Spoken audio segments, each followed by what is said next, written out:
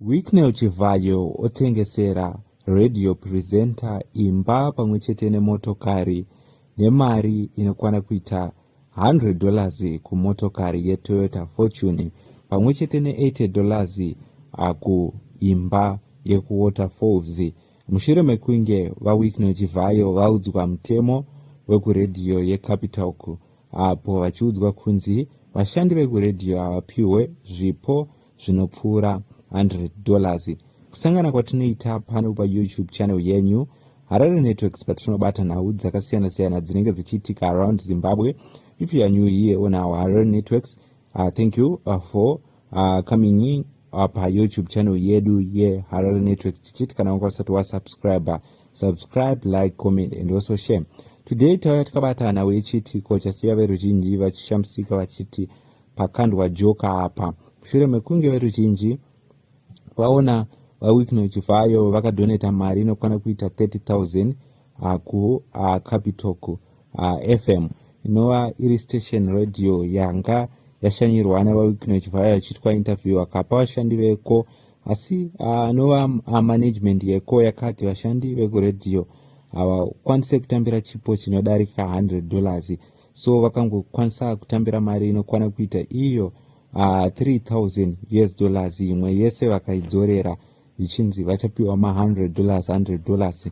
Asi vaWeeknail Chivayo vachisumuka kuredhiyo uko vakapromisa Phatisani kuti vachamutengera mudziyo wemotokari weToyota Fortune pamwechete newaishandidzana naye mukadzi akanzi achange achipiwa Toyota Aqua. Asi redhiyo yakati haakwanise kupiwa chipo chemotokari inodhura. Asi vaWeeknail Chivayo vakati aiwa chandaakuita zvaazvinhu zvekuti Phatisani atengeserwe motokari ine $100 pamwe waanoshandidzana naye atengeserwe ne$50. Zvinova chiri chiitiko chaitika zuva ranhasi. Phatisani pamwechete nemukadzi waanoshandidzana naye vaenda kwavakapromiswa navaChivayo kuti vaende kunotora motokari yavo. Uko kwaasvika akabhadhara mari. According to photo shows Phatisani making $100 payment before collecting his brand new car alongside a colleague who also paid a similar amount before receiving her vehicle. So mune Zimbabwe ndo zvinhu zvanjitika. Vanhu veruzhinji vakataura vachiti ivo manager vane godo, kwai wenhamo gara uri wenhamo. Vamwe vakati it's a win, yes, asi pabasa pacho panenge pari kurwadza kushanda. Bosi iye anokuonesa chitsvuku chine red.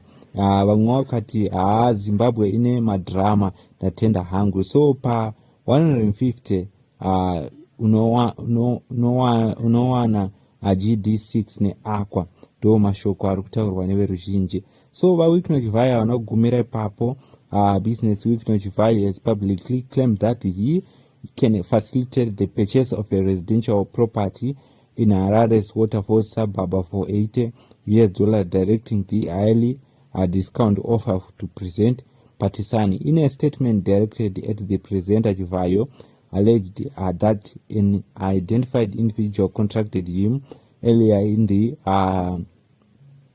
morning to sell the property, where Chivayo estimated the house actual value to be $150,000. He claimed that the anonymous caller said the asking price at just $80. Phatisani, be on the lookout. There is someone who called me this morning selling his house in Waterfalls for $80. The statement read, originally written in a mix of English and Shona.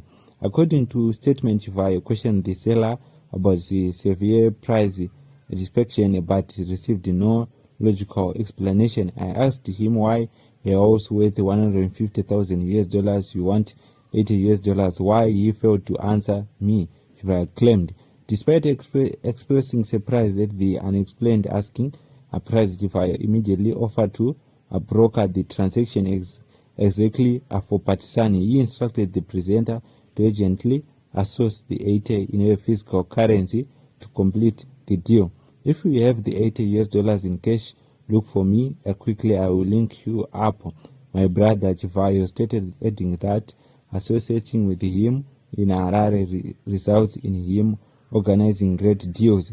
Do mashoko ataurwa navaChivayo zvinova zviri zvino zvaita kuti zvigotaurika zvigotenderedzwa munyika yedu yezimbabwe, vanhu vachiti Phatisani aita laki rakanaka pane zvese zvaitirwa navachivayo. Tidzo news dzatati kabata pano paYouTube channel yenyu Harare Networks.